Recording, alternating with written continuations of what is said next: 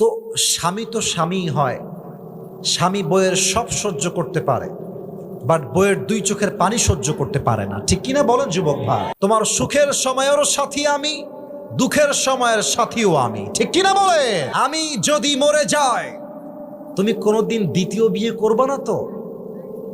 তো স্বামী বলছে, बीवी तुम क्या बात कर रहे हो, अगर तुम मर जाओगे तो मैं पागल बन जाऊंगा और पागल जो चाहे वही कर सकता है। বলছে, বউ তুমি কি বললা? তুমি মরে গেলে আমি পাগল হয়ে যাব, আর পাগল যা মন চাই তাই করতে পারে, ঠিক কিনা বলে? ফাতেমা রাদিয়াল্লাহু তাআলা আনহা একদিন বসে বসে রুটি বানাচ্ছেন। রুটি বানানোর জন্য দেখবেন আটা ছেনতে হয়, আটা।